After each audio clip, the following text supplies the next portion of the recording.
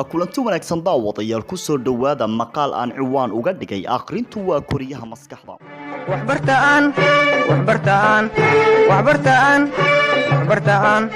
waxbartaan barwaaqo gaarane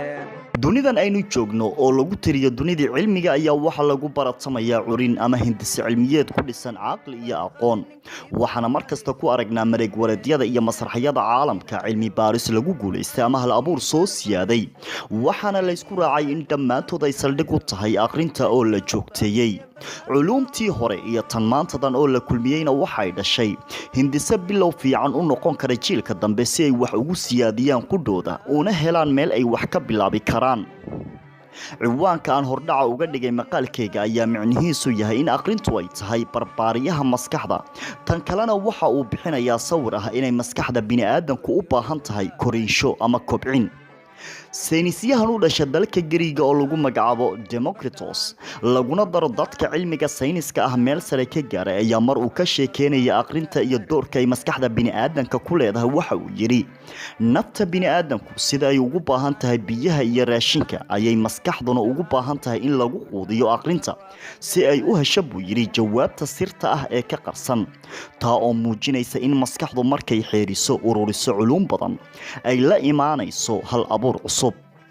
ma jiro mu'allif ama aqoonyahan heer ka gaaray cilmiga mid u saaxiib ah wax aqrinta mooyee waxayna sahlaysaa inuu kala garto baahida bulshadiisa iyo tan shucuubta caalamka bulshada faqriga ka ah wax aqrinta waa kuwa maanta lagu tilmaamo dunida saddexaad oo la micno ah inay laba mar ka dambeeyaan dunida casriga ah ama aqrinta joogtaysay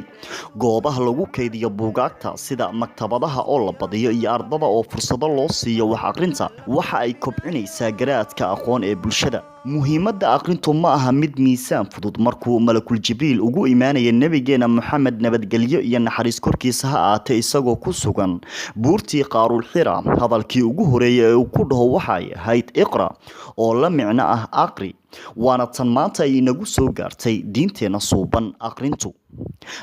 waxa ay dadka ka saartaa jahliga iyo mugdiga waxayna ka dhigtaa mid xog ogaal u ah in badan kana faham badan bulshada uu la nool yahay ama ku heeran dalka Jarmalka oo lagu tilmaamay inuu ka mid yahay dalalka horumarka ka sameeyay cilmiga kana mid ah wadamada lagu sheego six world power ama lixda wadan ee ugu cudud daroon adduunka dagaalkii labaad ee adduunka ee socday intii u dhaxaysay 1938 iyo 30 ilaa 1945 waa lagaga guuleystay waana lagu xasuuqay malaayiin ayaa lagu dilay waxaana burburay dhismayaal badan oo ay ku jireen iskuulaad jaamacado iyo goobo lagu keydiyo waxyaabaha taariikhiga ah hay-adihii gurmadka ama gargaarka u tagay dalkaasi waxyaabihii ugu horeeyay ee ay ka codsadeen shacabka reer Jarmal waxaa ka mid ahaa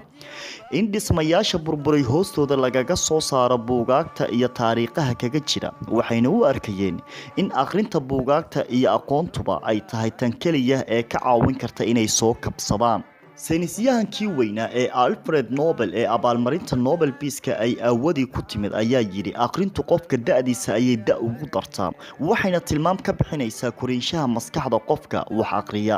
sidoo kale Alfred Nobel wuxuu dardaarmay in bilada Nobelka ah lagu abaalmariyo qofka wax ku soo siyaadsha adduunka lana yimaado hal abuur cusub Soomaaliya waxa lagu qiyaasaa dadka wax qora waxna aqriya 65% laakiin su'aashu waxay tahay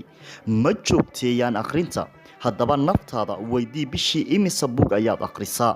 maqaalkan waxaa qoray halkan idinkala socodsiinaya anigoo ah Nuur Shariif Shaacir iyadoo qoraal waxaad ka daawacan kartaan website badan oo Soomaali ah sidoo kale si aad u heshaan maqaalo iyo faalooyin fadlan subscribe saar channelkeena Aayaha Nolosha TV qabiilka la buufinayo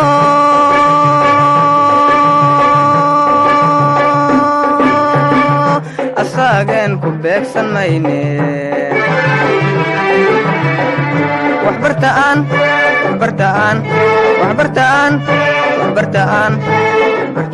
barwaaqo gaarne